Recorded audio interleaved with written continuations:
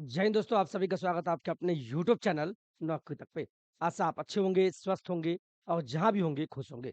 आज जो हम बात करने वाले हैं बीपीएससी टीआरई 3 को लेके, मैं फिर बोल दूं मैं कटअप पे बात करने वाला हूं जिससे कि आपको जिनका होने वाला है उनका तो बहुत अच्छा है, जिनका 1-2 नंबर 3 नंबर से नहीं हो पाता है, वो अभी से दुखी मनाएँगे या दुःख हो जाएँगे, ये मेरा काम नहीं है। एक शिक्षक का दायित्व होता है कि आपको खुश रखे, ऐसा भी खुशी नहीं दे जिससे कि आपको तत्कालिक खुशी हो। हम चाहते हैं कि आपका सिलेक्शन हो, इतना ही भगवान से प्रार्थना करते हैं। इसी बीच सबसे बड़ी प्रक्रिया आपको हम बताएँगे कि बीपीएससी टीआरई 3 का जो रिज़ल्ट कब तक आएगा। सबसे पहले हम ये बताना चाहेंगे कि उसका प्रक्रिया क्या होता है। आपका एग्ज़ाम खत्म हो गया 22 जुलाई को, लेकिन अब अगला प्रोसेस क्या होगा और रिज़ल्ट आने में कभी-कभी देरी क्यों हो जाती है, उन मुद्दों पे हम बात करना चाहेंगे। और आज के पेपरों में भी दिया है और क्या दिया मैं उसको दिखाना चाहूँगा। ये देखिए आज के पेपर में दिया है, इस पेपर में भी जो दिया है, बहुत अच्छी बातें दिया है और ये अंदर की बात दिया है। कुछ लोग अभी से सेटिंग कराने में या किसी का कॉल आता होगा, प्लीज़ आपसे हाथ जोड़ कर विनम्र निवेदन है, आप पैसा-वैसा किसी को मत देना, नहीं तो ठगी के शिकार हो जाओगे। पैसा ले लेगा, रिज़ल्ट में नाम नहीं आएगा, तो फिर 6 महीना, साल भर बाद आपको पैसा मिलेगा और वो भी पता नहीं कहाँ जाएगा पैसा। बिल्कुल कॉल आएगा आपको। बस आप अपने पे विश्वास रख के अगर किसी कारण नहीं होता है तो टीआरई 4 आएगा, उस मुद्दों पे भी हम बात करेंगे। तो फिलहाल जो पेपर में दिया है, ये क्या दिया है? इसको हम समझाने का प्रोसेस हम अपने तरीका से बताएँगे। पेपर में तो घुमा-फिरा के ऐसे बताया है कि जैसे लगता है कि किसी को समझ में ही नहीं आएगा। बस सिंपल आप जान लीजिए कि टीआरई 3 25 से शुरू होगी टीआरई 3 की ओएमआर शीट की स्कैनिंग। यानी आपका एग्ज़ाम 22 जुलाई को खत्म हो गया। बीपीएससी आयोग में आपका ओएमआर शीट चला भी गया। अब अगला प्रोसेस क्या होता है? यानी रिज़ल्ट कैसे बनता है? यानी रिज़ल्ट की प्रक्रिया आसान नहीं है। ये बनता कैसे है? रिज़ल्ट आखिर बनाया कैसे जाता है? किन-किन मुद्दों को ध्यान में रखा जाता है? तो सबसे पहले हम इसको पढ़ते हैं। इसको पढ़िए जिससे कि आपको समझ में आवे। 25 जुलाई से टीआरई 3 की ओएमआर शीट की स्कैनिंग शुरू होगी। यानी इसका पहला काम ये होता है कि आपको पहले इसको हम पढ़ देते हैं, इसके बाद आपको समझ में आएगा। बीपीएससी के परीक्षा नियंत्रक सत्यप्रकाश शर्मा ने बताया कि 3 से 4 दिन ओएमआर शीट की स्कैनिंग में लगेंगे। स्कैनिंग करने का मतलब हुआ कि वहाँ स्कैनर होता है, ओएमआर स्कैनर मशीन में डालेगा, एक साइड से डालेगा, दूसरे साइड से निकलेगा। यानी मैंने वही लिखा है, यहाँ देखिए। ये जो मैंने बनाया है, ये क्यों बनाया है? इसका मतलब क्या है? यहाँ ध्यान दीजिए आप। बीपीएससी टीआरई 3 रिजल्ट कब तक? आज के बाद आप कभी नहीं पूछेंगे कब तक, क्योंकि इसमें समय लगता है 20 से 25 दिन। पहले ये ओएमआर स्कैनिंग होता है। पहला प्रोसेस क्या है? OMR scanning.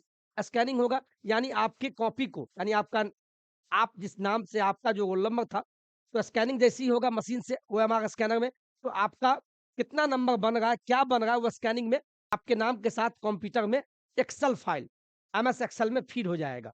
पहला प्रोसेस। दूसरा प्रोसेस, जैसे ही ओएमआर स्कैनिंग हो जाएगा, ये प्रोसेस खत्म हो गया। जैसे ही स्कैनिंग कर लिया, यहाँ काम खत्म। अब अगला प्रोसेस देखिए क्या होता है। उसके बाद क्या होता है, प्रोविज़नल आंसर की जारी की जाएगी। प्रोविज़नल आंसर की मतलब औपबंधिक, यानी वो फाइनल आंसर की नहीं होगा। आप भी आंसर की का इंतज़ार कर रहे हैं कि मेरा सही है या गलत है, तो जो बीपीएससी आयोग आंसर जारी करेगा वही मान्य होगा। तो ये प्रोविज़नल आंसर की जारी कर देगा। जारी करने के बाद आपको अपना आंसर की से मिलान कर लीजिएगा कि मेरा 150 में कितना मार्क्स आ रहा है। तो 150 में आप 120 पे आपका मेरिट बनेगा, वो 30 नंबर आपका लैंग्वेज का होता है। तो दूसरा काम क्या होगा? स्कैनिंग के बाद आंसर की जारी करेगा, वो भी अंतिम रूप से नहीं, प्रोविज़नल। ठीक है? अलग-अलग विषयों का, जैसे छठी से 8वीं में अलग-अलग विषय होते हैं, 9वीं 10वीं में अलग-अलग होते हैं, 11वीं 12वीं में भी अलग-अलग विषय हो, सभी का धीरे-धीरे जारी कर दिया जाएगा। अलग-अलग विषयों का प्रोविज़नल आंसर की जारी करने में भी 4 से 5 दिन का समय लगने की संभावना है। यानी 5-6 दिन, 7 दिन का है, समय तो लगेगा, क्योंकि एक विषय का तो नहीं है, 1 टू 5 तो चलो कॉमन है। लेकिन छठी से लेके 12वीं तक में बहुत सारे विषय होते हैं, अलग-अलग टीचर होते हैं, अलग-अलग विषयों के, तो आपको 4 से 5 दिन का समय लगेगा। जैसे ही आंसर की जारी कर दिया, इसके बाद आपको आपत्ति, उन पर आपत्ति देने के लिए भी आवर्ती अभ्यर्थियों को समय दिया जाएगा। आपत्ति पर विचार करने के बाद आंसर की को संशोधित कर दूसरा प्रोविज़नल आंसर की जारी की जाएगी और फिर उस पर भी आपत्ति ली जाएगी। इसका मतलब समझिए क्या है? शायद आप बने होंगे तो आपको मज़ा आ रहा होगा, अभी तक यूट्यूब पे ये कोई नहीं डाला है कि रिज़ल्ट कैसे बनता है, रिज़ल्ट प्रकाशित कैसे होता है। तो पहला काम कि आपका ओएमआर स्कैनिंग कर लिया, बहुत बढ़िया। इसके बाद क्या होगा? सभी विषयों का 1 टू 5 का छोड़ के 1 टू 5 का तो सिंपल है तो सीधे 1 दिन में आ जाएगा। और भी विषयों का छठी से लेके अलग-अलग आएगा। तो प्रोविज़नल आंसर की जारी कर देगा। जैसे ही जारी हो जाएगा तो उसके बाद आप आंसर की से मिलान कर ले। इसके बाद आपको कोई-कोई पे डाउट होगा। किसी-किसी का आंसर भी गलत होता है। तो आपको आपत्ति करने का समय दिया जाएगा। आपत्ति बीपीएससी आयोग माँगेगा। तो आप आपत्ति कीजिए, उसका कुछ चार्ज होगा, कोई बात नहीं है। तो आप आपत्ति कीजिएगा कि सर 4 क्वेश्चन आपका गलत है। तो आपत्ति करने के बाद फिर क्या होगा, बीपीएससी आयोग के पास पहुँचेगा, बीपीएससी आयोग इस पे मंथन करेगा। क्या विद्यार्थी के द्वारा जो आपत्ति दिया गया, तो क्या ये सही है, गलत है, उस पे विचार करने के बाद फिर वो दूसरा प्रोविज़नल आंसर की जारी करेगा, फिर से। ये भी लास्ट आंसर की नहीं है, फिर आप उसको मिलाएँगे। फिर भी अगर उसमें भी खोट है, फिर भी 1-2 क्वेश्चन ऊपर-नीचे अगर क्वेश्चन का आंसर गलत आ रहा है, बीपीएससी आयोग ने जो आंसर प्रोविज़नल आंसर की दिया है वो गलत है, तो फिर दूसरा प्रोविज़नल आंसर की जारी करने के बाद यहाँ पे छूट गया, दूसरा प्रोविज़नल आंसर की जारी करने के बाद फिर वो आपसे आपत्ति माँगेगा, आपत्ति माँगेगा, आपत्ति माँगेगा। तो आप क्या कीजिएगा? आपत्ति, फिर से आपत्ति कीजिएगा, ठीक है? फिर से आप आपत्ति कीजिएगा और इस पे फिर बीपीएससी आयोग सोचेगा और सोचने के बाद अंतिम रूप से वो आंसर की जारी कर देगा। अंतिम रूप से वो क्या करेगा? अंतिम रूप से ये आंसर की जारी करेगा। अंतिम रूप से यानी 2 ही बार आप आपत्ति कर सकते हैं। अब देखते हैं भविष्य में क्या होता है और अंतिम रूप से आंसर की जारी होगा, उस आंसर की से आप मिलान करना कि आपका 120 में कितना बन रहा है। तो ही जाके आपको पता चलेगा कि मेरा कितना बना। तो 2 ही बार प्रोविज़नल जारी होगा, इसके बाद अंतिम रूप से जारी होगा और जैसे ही अंतिम रूप से आंसर की जारी होगा, इसके बाद फिर से पहला काम तो स्कैनिंग हुआ। आपका स्कैन करके आपका रोल नंबर के हिसाब से वो अपना एमएस एक्सेल में कंप्यूटर में सजा लेगा कि आप परीक्षा में उपस्थित हुए, तो आपका क्या नाम है सब कुछ मिलान कर लेगा। और अंतिम रूप से आंसर की जारी होने के बाद क्या होगा, अब ओएमआर सीट का मूल्यांकन होगा कि आपका जो नाम है पृथ्वीराज भारती, इतना रोल नंबर, इसका कितना मार्क्स बन रहा है। मान लीजिए मेरा 120 में बन गया 65 नंबर या 70 नंबर, तो वो अंतिम रूप से मूल्यांकन हो जाएगा। मूल्यांकन होने के बाद अब आपका कंप्यूटर के एक्सेल फाइल में फीड हो जाएगा। और एक बात और बता दें, अब मान लीजिए कुछ लोग बोलते हैं सर कट ऑफ कैसे बनता है? तो कट ऑफ हम आप निर्धारित नहीं कर सकते हैं।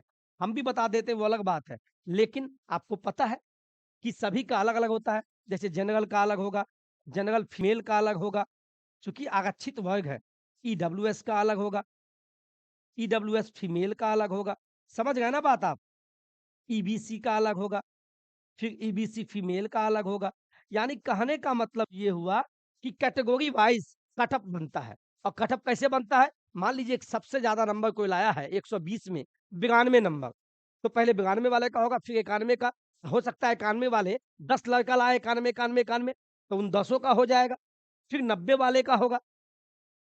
तो कभी-कभी मान लीजिए 80 कट ऑफ होने के बाद भी 81 नंबर वाले का नहीं होता है। क्यों नहीं होता है? रीज़न ये होता है 81 से पहले 82 तक में ही किसी कैटेगरी में उतना बच्चे मिल जाते हैं। तो उतना बच्चे मिल जाएँगे तो कट ऑफ होने के 1 नंबर बाद भी ऊपर नहीं हो पाता उनका। तो यही है कट ऑफ का खेला-मेला। और लास्ट में जाके आपका रिज़ल्ट प्रकाशित होता है। लेकिन इसमें भी एक लोचा है, जो मैंने कैटेगरी वाइज़ बताया है, आपको पता है 65% आरक्षण का मुद्दा, तो उसको भी सरकार ने पेपरों के माध्यम से बताया है, मैं उसको बता देता हूँ।